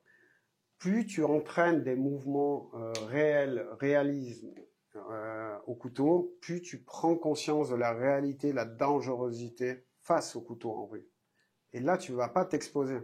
Tu vas, typiquement, un citoyen lambda va aller sur le bras armé et le tenir. Mais en fait, si tu tiens la main armée, le gars, il tire, c'est fini. Et encore l'autre main aussi pour faire. Et encore l'autre main. Mais si tu prends un coup avec l'autre main, c'est moins grave. Moi, perso, je préfère. Non, mais c'est pas ça. C'est pas ça. Mais il peut changer. Il peut changer. Il peut changer, ouais, je vois. Exactement. Mais là où je veux en venir, c'est que c'est la culture philippine. On t'apprend à manipuler les armes, à travailler les armes. Moi, j'ai étudié avec Mas Guru Donny Ocampo, mon maître, à Virginia Beach. Parce que justement, j'ai été confronté en rue, et je vais en parler ouvertement, parce que j'ai pas honte de ça. Moi, je suis arrivé en Suisse en décembre 2007. Et on faisait tout ce qui était soirée de jeunesse, soirée événementielle et tout ça. Et puis on s'est retrouvé avec mon partenaire dans une situation mais chaotique. Chaotique, c'était en Valais. Et c'était une soirée organisée. Et je me suis retrouvé dans une même soirée. Mais ça, c'est véridique et je m'en souviendrai toute ma vie. Dans une même soirée, j'ai été confronté au poing américain au couteau et tentative de sortie d'armes de poing. Une soirée. Je venais d'arriver, moi, ça faisait pas longtemps que j'étais là. Poing américain, ça m'a marqué et je remercie le bon Dieu pour être pratiquant d'arts martiaux. Le gars, il n'en avait pas après moi. Il avait son poing américain, mais avec les pics. Hein. Je connais. Voilà. Et en fait, il en voulait à celui qui était derrière, que je préservais en fait, que j'étais en train de séparer. Et je tenais sa main ici, contre lui, donc avec la main faible, je tenais sa main, et puis mon autre main était ici. Et je savais qu'il n'avait pas après moi, mais j'avais ma main sur son poing qui était armé. Qu'est-ce qu'il a fait lui? il a tiré son bras et il est venu au niveau de la tempe.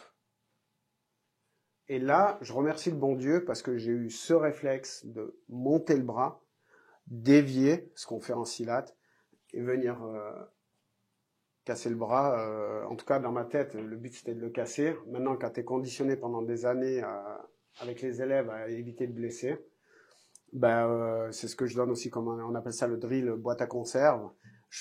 Moi, là, j'aurais pu le casser complètement. En fait, j'ai fait une extension complète. J'ai même pas cherché. Boum, il est atterri par terre. Après, j'ai renégocié, j'ai réussi à désarmer. Je pense que le lendemain, il était très très mal. Moi, ouf, sueur en moins. Mais dans la même soirée, et ça je me rappelle toujours, un gars me sort un cran d'arrêt. Et tu sais ce que je fais par réflexe? Ça. Mais j'étais pas armé. J'étais pas armé ce jour-là. J'étais pas armé. T'as la sueur qui tombe et tu laisses ta main comme si tu étais armé. Il a eu peur, il a rangé son couteau. J'ai eu juste le réflexe de faire ça et du coup je suis pas armé dans ma tête. Je suis resté. Ça a marché. Oui, là, Ça a marché. Mais bluff. heureusement que ça a marché. Et après, ce gars-là, celui qui avait le point américain, a voulu aller sous la banquette chercher, soi-disant, une arme à feu que heureusement je n'ai pas vue. Et puis là, j'ai négocié, j'ai dit, Mais écoute, cette soirée, tu étais pour travailler? oui. Ouais. Et cette soirée, pourquoi j'en parle? J'en parle parce qu'elle m'a marqué et elle m'a fait prendre conscience qu'il fallait que je travaille.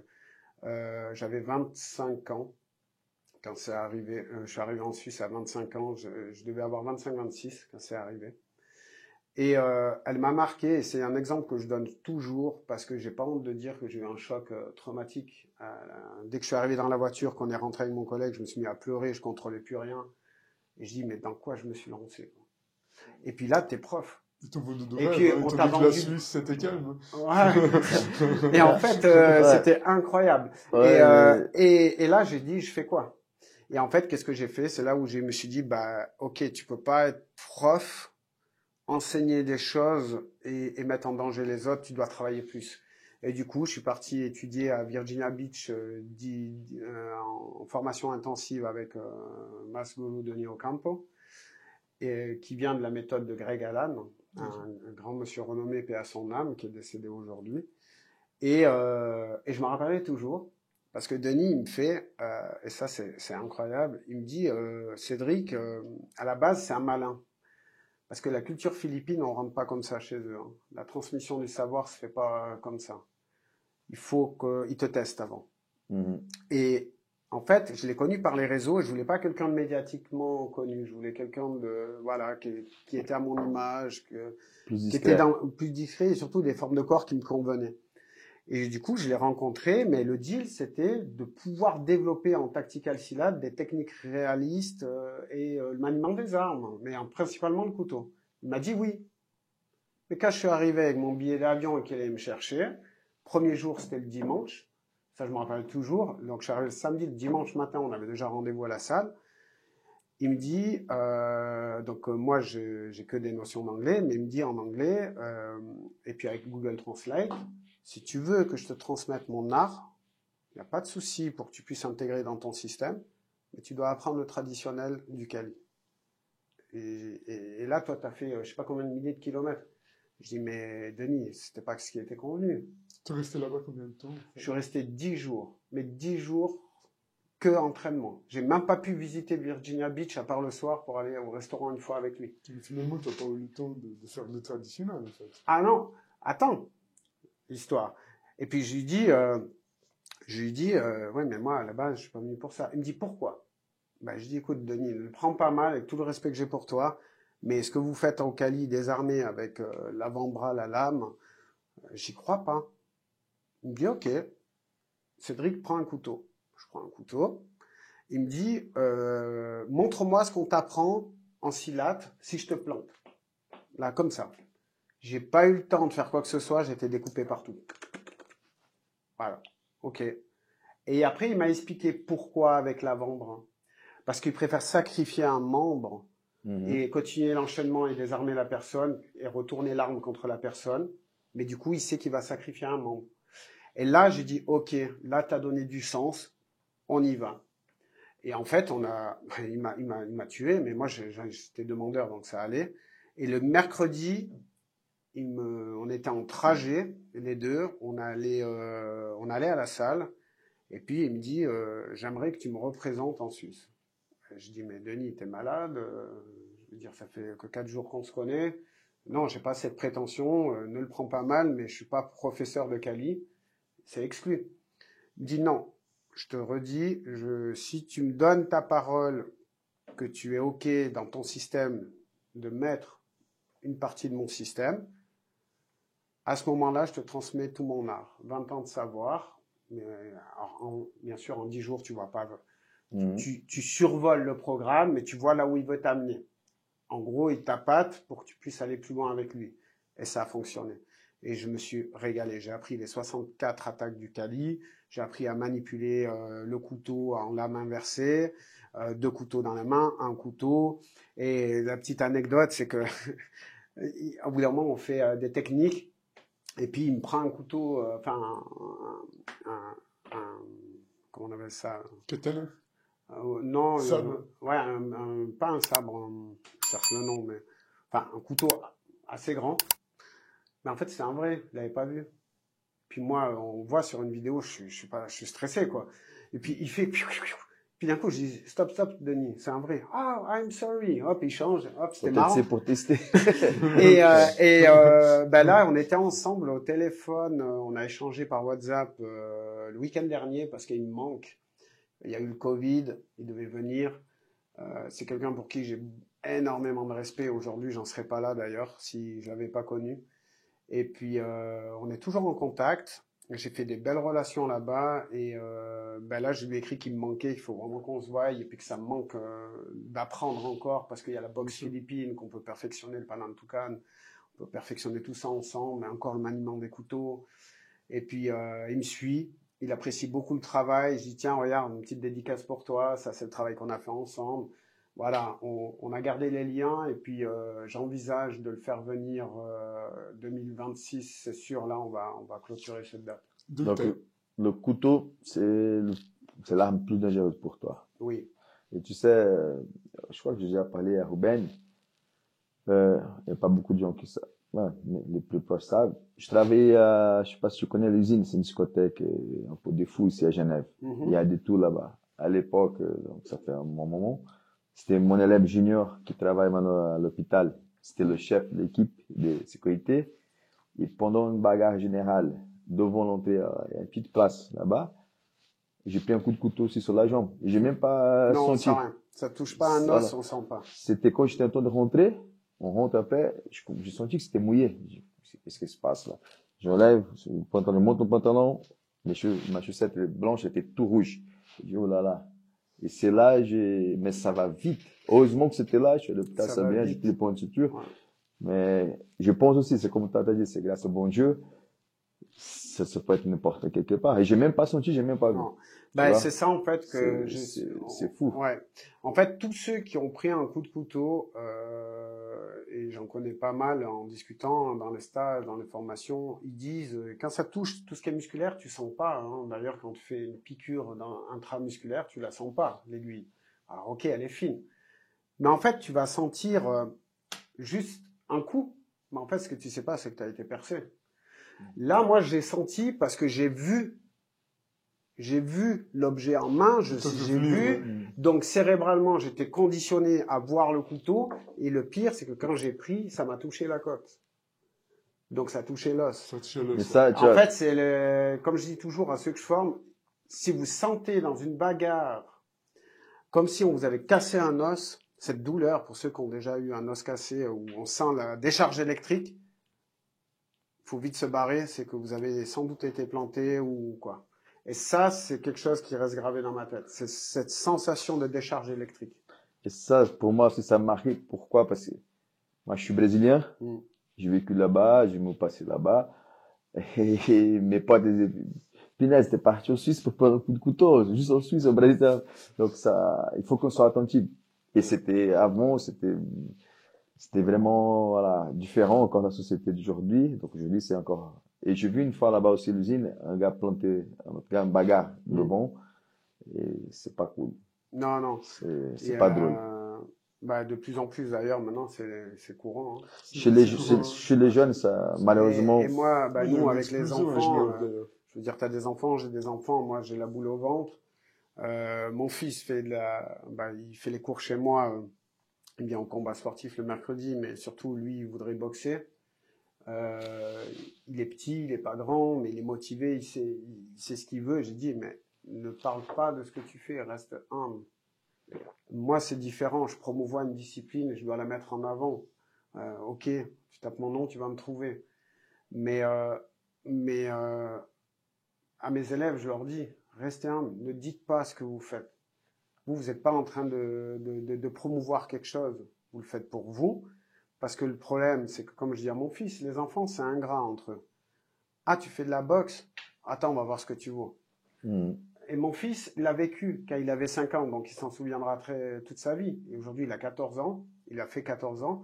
À 5 ans, parce qu'avant, je faisais des séminaires pour les enfants, sensibilisation au jeu de la nomination dans les écoles. J'étais appelé parfois à ça, et puis je devais mettre des cours en place là-dessus. Et tentative de raft. D'ailleurs, j'ai une question pour toi, puisque tu parles de ça. Ouais. Tu penses quoi du programme AMOC? AMOC? Ouais, AMOC, tu sais, le nouveau programme qu'ils ont créé pour les écoles. Antiterrorisme, enfin. Alors, de toute façon, je trouve que c'est très bien parce que il faut que les enfants soient sensibilisés à une procédure. Donc oui, en effet, c'est bien. Il vaut mieux être sensibilisé et que ça n'arrive jamais. Et que ce soit pas une surprise, une belle surprise. Que ne pas savoir quoi faire si ça viendrait arriver, même si on est en Suisse. Donc je pense que c'est bien. Il y avait une grande polémique par rapport au fait que certains partis politiques étaient pour le fait que les professeurs doivent se défendre, doivent combattre les terroristes. Et commencent à préparer les professeurs pour qu'ils puissent réagir. Parce qu'au Canada, je crois qu'ils ont déjà commencé à faire ça. Et puis, il y avait certaines forces politiques qui disaient que non, qu'ils étaient contre parce qu'ils ne sont pas formés pour ça. Alors, personnellement, je n'ai pas entendu ce que tu dis parce que ces temps, je suis beaucoup pris avec ma prépa et je vais être honnête. C'était mis au point, ça fait à peu près... C'était la police du Valais qui donnait les cours. Mise au point, qui donnait les cours. Qui donnait les cours à l'école, en fait. Ouais, mais les cours AMOC, tu disais. Oui, les cours AMOC. Ah, voilà, des sensibilisations. Mais il n'y a pas qui formait les professeurs à se défendre. L'idée... C'est qu'il y a plusieurs, on peut taper un. L'idée, c'était que si on terroriste... Moi, je pense que c'est un peu comme l'histoire du couteau. Si tu n'as plus rien à faire, tu es dans un endroit close. Tu peux pas ton fil, le gars est là, il va te planter. C'est mieux d'aller. Donc, si on pense dans ce sens, donc un prof qui est dans la salle avec les élèves, le mec, il va rentrer, donc c'est mieux qu'il essaie de faire quelque chose. De protéger les élèves, en fait. C'est ça. Après, malheureusement, je peux pas te répondre là-dessus parce que je n'ai pas vu le reportage. Ok, je comprends. Si t'as pas vu, t'as pas vu. Et puis le problème, c'est que je vais peut-être sortir du contexte quelque chose qui était positif. C'était très intéressant, regarde. Voilà. Donc, par contre, c'est un reportage que j'irai voir. Moi, je t'invite à regarder parce que je pense que ça peut être volontiers. intéressant. Et ça, oui. Donc, du coup, je peux pas répondre par rapport à ça. Si je la retrouve, je t'envoie. Volontiers. Mais on voir. revient sur, à nouveau, la défense d'un tiers. La défense d'un tiers, la légitime défense et défense d'un tiers, les gens, typiquement, en coaching, depuis des années, j'ai un ancien chez moi qui est super gentil, que j'adore, qui a 70 maintenant, 70 ans. Et mais dans sa tête et physiquement, tu lui en donnes 60, sans problème. Mais je suis obligé de le canaliser. Pour sa sécurité, je suis obligé de le canaliser. Il vient, il suit des cours de coaching avec moi, et je suis obligé de faire le travail inverse avec lui, parce que lui, il aimerait pouvoir aller secourir les gens si d'un coup... Non, c'est pas ton rôle. Il aime bien d'y aller. En fait, non. En fait, c'est quelqu'un qui pose beaucoup de questions, et je préfère qu'il les pose et que je puisse lui donner des réponses. Typiquement, là, dernièrement, on s'est vu, il me dit, ouais, Cédric, j'aimerais que tu me montres si quelqu'un se fait agresser, par exemple, planté au couteau. On parlait du couteau, donc déjà, il me sort ça. Que je prenne quelque chose et je lui tape une fois, 2 fois derrière la tête. Et d'ailleurs, il va rigoler s'il voit le reportage, parce qu'il sait, c'était la semaine dernière. Et puis moi, je l'écoute, et puis je lui dis, ouais. Ben, qu'est-ce que t'en penses? Ben, je dis, c'est stupide. Il me dit, mais comment ça? Je dis, mais tu dois prendre en compte ton état physique. Aujourd'hui, Ton âge. voilà, que j'ai dit avec tout le respect que j'ai pour toi. Aujourd'hui, moi, je te connais bien, je sais physiquement que tu n'as pas plus le physique, puisque il n'y a qu'à voir hein, dans les entraînements, ton âge, et puis tu as envie de vivre ta retraite jusqu'à la fin, non? Et madame, tu as envie de finir le reste de tes jours avec. Donc, c'est pas ton rôle de faire ça. Ton rôle, c'est d'alarmer et d'aviser et de faire le 117 et de te mettre en sécurité et donner des infos. Là, tu es là. L'assistance à la personne. Ah ouais, mais ouais, j'avais pas vu le truc comme ça. J'ai dit, mais tu crois que le gars, parce qu'il prend 2 coups derrière la tête, il va peut-être pas se retourner contre toi et s'en prendre à toi? Il suffit de pas aller très loin. Hein. On regarde dans les journaux dans 20 minutes, le nombre de personnes qui ont essayé de porter assistance sans même donner un coup de téléphone. C'est pas une victime, c'est 2 victimes après. Ouais, c'est juste. Moi, ça c'est exclu. Je conditionne pas les gens à prendre ce type de raisonnement. Quand on parle d'un gars qui suit les cours régulièrement chez moi et tout, il est conditionné à intervenir de manière intelligente. Donc, alarmer, ça c'est la base. Rester en sécurité. Et si vraiment, je dis bien, le gars il a toutes les facultés physiques, techniques, et qui sent, et c'est ses valeurs. Et les valeurs, ça c'est l'être humain, on peut rien faire. Moi par exemple, je vois quelqu'un qui se fait agresser, et là je peux en donner plein d'exemples, je vais alarmer, mais je vais y aller parce que je suis conditionné. Et c'est même une erreur parfois. D'ailleurs, des fois, je me disais, c'est arrivé, tu parlais de Genève, je suis rentré en demi-tenue une fois, je rentrais du job, et puis une mamie s'est fait agresser dans le tram. Et en fait, les gars, c'était des gars qui étaient sous emprise de stup. Et puis, ils commençaient à faire la manche. Et puis, la dame à côté de moi voit que ça allait arriver à son tour demander. Elle ferme son petit sac. Voilà. Qu'est-ce que j'ai fait? C'est plus fort que moi. Ça bouillait, ça bouillait, ça bouillait. Je dis, bon, je regarde la caméra, elle est au-dessus de moi. Je demande au monsieur qui était à côté de moi, je dis, écoutez, si jamais vous donnez un coup de téléphone, si ça dégénère, vous appelez le 117 et vous dites qu'il y a une bagarre et qu'il faut vite venir. Ah ouais, mais je peux intervenir. Non, vous n'intervenez pas. S'il y a besoin, voilà. Et ça n'a pas loupé. La personne a fait quoi? Madame tire le sac, il essaye de lui arracher, et puis là, ça a été plus fort que moi. Je tape derrière le bras, je le tire à moi, et après, je dois gérer ce problème. Et le monsieur s'est levé, d'autres se sont levés, on l'a mis dehors, et puis ses potes ont tenu la porte, ils sont revenus. Et là, j'en avais pas un, mais j'en avais 3. Et là, je savais que j'étais dans un cadre légal, que si vraiment j'avais la possibilité, ils étaient 3, là, tant pis. Mais la négociation a désamorcé le problème.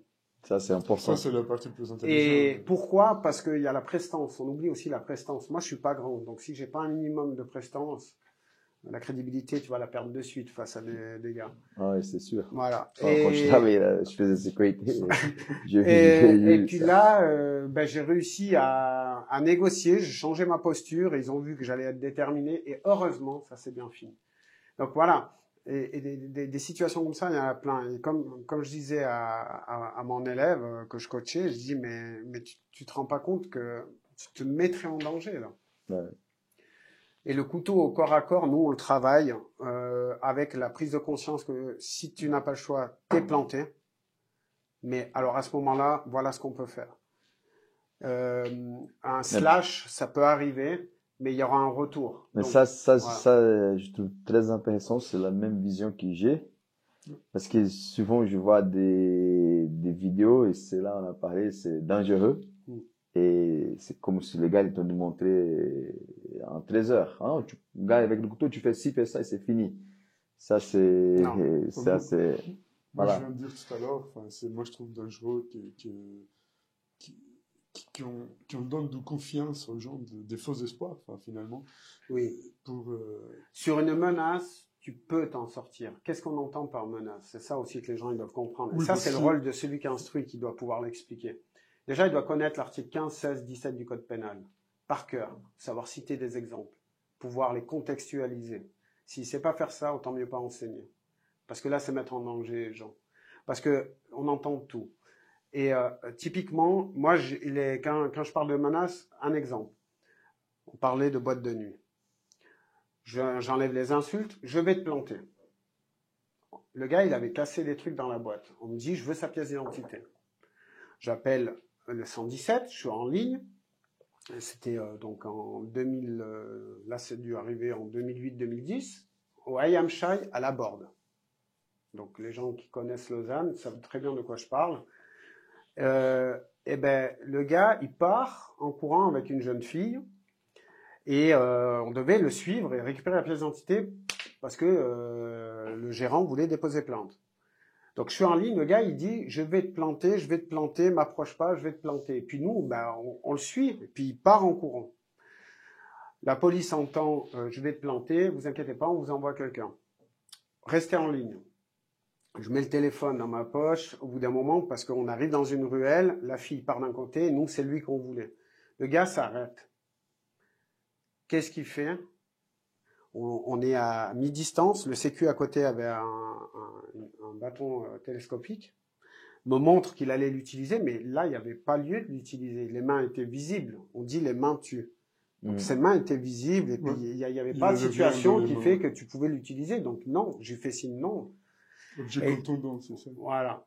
Et puis, le gars, j'arrive, je lui dis, bon, maintenant, c'est stop, c'est pas grave, tu as fait une bêtise, on veut juste que tu restes là, le gérant, il veut te voir. Donc, tu viens avec nous. Le gars m'insulte, il me dit, tu vas faire quoi maintenant? Je viens pas. Bah, je dis, je reste avec toi. Et le gars, il me crache au visage, mais un bon verre comme la bouteille. Bah là, c'est l'ego qui prend le dessus. Mais la petite voix, c'était mon épouse qui m'avait dit, méfie-toi, il y a beaucoup de jeunes qui provoquent, même les forces de l'ordre d'ailleurs, provoquent les forces de l'ordre, leur crache au visage et attend justement un dérapage. Réaction. Voilà. Parce que mon épouse, elle travaille dans un milieu où j'ai un peu de chance, je peux avoir quelques acquis. Et puis, je pense à ça. Alors, je suis, et puis le gars, il me dit, ah, ça t'énerve, hein, qu'est-ce que tu vas faire? Il repart en courant. Et là, il arrive dans une ruelle sombre, et il me dit, avec les insultes, je vais te planter, il balance le bras pour aller chercher le couteau.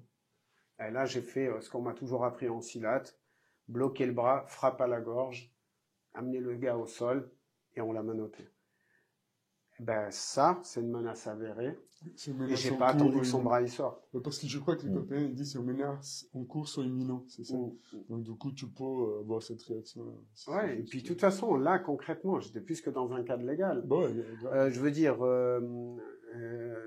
la gorge, moi je l'utilise beaucoup, du moins je l'utilisais beaucoup parce que c'était quelque chose que je maîtrisais et je savais que en faisant ça, c'est pas une frappe de face.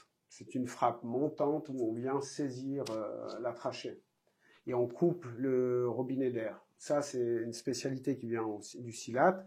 Je l'enseigne pas à mes élèves parce que c'est dangereux. Et j'ai pas envie qu'ils viennent me faire une bêtise parce que si tu casses ou si tu tournes dans le mauvais sens, la personne, c'est pas bon. Mais justement, c'est cool que tu parles de ça parce que j'ai eu quelques cours de Krav Maga et du coup, enfin, j'ai resté au bon moment, je t'avais dit tout à l'heure, mais au début, je trouvais extrêmement violent. J'avoue que je trouvais le Krav Maga un truc, waouh. Enfin, qu'est-ce que t'en penses, ce genre d'enseignement? Enfin, justement, le coup de poing à la gorge, la force, enfin, c'est le contexte qui va faire si ton geste était proportionnel et légal. Tu dois, si tu... Non, mais le fait d'apprendre ça il faut connaître. Des personnes. Moi, cette technique-là d'aller saisir, je ne l'enseigne pas. Enfin, je leur montre que ça fonctionne sur eux, mais je leur dis, ça demande une certaine maîtrise, et puis ne vous amusez pas à le faire. Maintenant, si la personne n'a pas le choix, et qu'elle est dans un contexte où elle peut l'utiliser, et qu'elle a travaillé la technique, et qu'elle la connaît bien, elle a maîtrisé, ok, pas de souci. Mais dans ton programme, c'est les plus avancés. Ça sera pour les plus avancés, pas pour monsieur et madame tout le monde. Mais par exemple, la frappe à la gorge, tu as le droit. Mais quand tu arrives au Krav Maga, typiquement, tu apprends ça ceinture jaune. Enfin, oui, mais... c'est même ceinture blanche. Oui, mais c'est normal, parce que tu dois avoir un maximum de background, une mallette à outils, et de pouvoir... Par contre, il faut bien sûr le travailler régulièrement, mais derrière, il faut le contextualiser. À quel moment je peux, et les conséquences derrière, et les risques. Parce que casser un gars, c'est facile, mais en assumer les conséquences, c'est autre chose. Et puis tous les grands discours, ouais, mais moi je m'en fous, c'est soit lui, soit moi. Ou, ok, ces gens-là n'ont pas beaucoup rencontré de personnes qui ont malheureusement eu une mauvaise expérience, qui a mal tourné, où là ils ont dû payer toute leur vie. Un exemple, moi j'ai le parrain de mon fils, qui a été plus jeune, dans les débuts que je l'ai connu, parce qu'on n'est pas de parenté, c'est un ami, c'était un élève qui est devenu un ami et qui est le parrain de mon fils. C'était un bagarreur. Hein. Lui, il a mis un coup de tête, il a cassé le nez du gars, parce que voilà, soit lui, soit moi, mais il a payé 25 000 balles pendant 5 ans. Et ben, aujourd'hui, ce geste-là, il le ferait pas, parce qu'aujourd'hui, il y a la maturité, il y a la prise de conscience, il y a la vie de famille, il y a le fait que tu as envie de voir grandir tes enfants, il y a le fait que, voilà, il faut arrêter de vendre du rêve aux gens, parce que moi, il y en a encore dernièrement, on m'a dit ah ouais, mais moi si je dois en arriver là, je le fais. Et moi, je dis ouvertement, c'est ton problème. C'est ton choix. C'est ton choix. Mais aujourd'hui, est-ce que tu seras prêt à assumer toutes les conséquences derrière? Je doute. Moi, j'ai pas la réponse à ta place. Moi, perso, je sais ce que j'enseigne, je sais ce que je dis, et voilà. Mais se décharger sur l'institution après et dire ah mon prof m'a appris que moi, on peut me donner un coup de téléphone, il n'y a pas de problème. Moi, je sais ce que j'enseigne. Mais par contre, ceux qui commencent à enseigner tout, n'importe quoi, ouais, là-dessus, il faut faire gaffe quand même. Parce que, je veux dire, on a tous une vie de famille.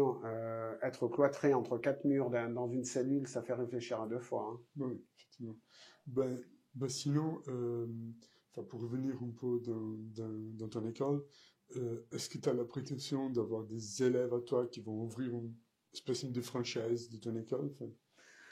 Alors, à l'heure actuelle, les compétences d'ouvrir, je pense que c'est un peu trop tôt. Les gars, d'ailleurs, eux-mêmes le disent. Et c'est vrai, parce qu'on est... c'est des gens qui sont conscients que le système demande beaucoup. Par contre, la prévision de former plus tard des gens qui puissent enseigner certaines techniques sans quitter leur club, sans changer d'entité. Parce que c'est le problème de ces systèmes, c'est que les gens disent ah ouais, mais maintenant je dois promouvoir plus que son système et tout. Moi, c'est exclu. Moi, je fais ça dans un but bien précis, développer la discipline. Il y aura des formations instructeurs sur des techniques spécifiques. En gros, une formation de base, une FOBA, spécifiquement au tactical silat pour les gens qui sont haut gradés, qui ont du bagage de terrain. Et ça, j'insiste. Mais disons que tu as un élève qui a un bon niveau, disons que ton meilleur élève, on va dire comme ça, et puis qui habite à Genève, il voudrait ouvrir son école à Genève à ton nom. Est-ce que tu envisages ça? Ça serait possible? Oui, bien sûr, ça serait possible. Mais il pourra enseigner en lien avec ses compétences techniques. D'accord. Par exemple, si l'élève, je donne un exemple, mais l'élève ne travaillerait pas à la police ou à la sécurité ou quoi, il ne faut pas qu'il se lance dans un sujet qu'il ne maîtrise pas. Tu vois ce que je veux dire? Oui, parce que la crédibilité, tu la perds de suite. Et ça, il faut dire ce que c'est. Comme si moi, j'arrive aujourd'hui et je me prétends professeur de boxe anglaise. Mais jamais de la vie. Je sais ce que je vaux, je reste à ma place, je sais ce que je peux enseigner. D'ailleurs, je prépare mon fils, mais mon fils... Je lui ai dit, mais Flavio, plus tard, je vais devoir t'inscrire dans un club qui a la licence et la possibilité de te faire combattre. Moi, j'ai pas cette prétention. Par contre, je peux te donner tous les outils pour pouvoir y arriver au mieux.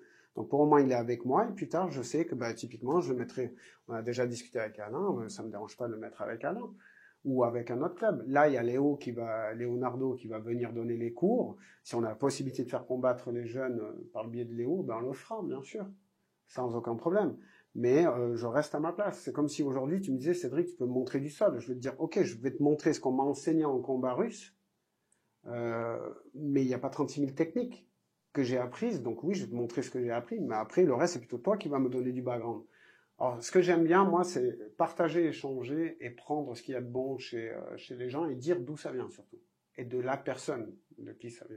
C'est très honnête, c'est très humble. Voilà. Typiquement, dans le tactical silat, il y a une défense sur saisie arrière, bras libre, où on fait simplement une rotation de tête d'épaule.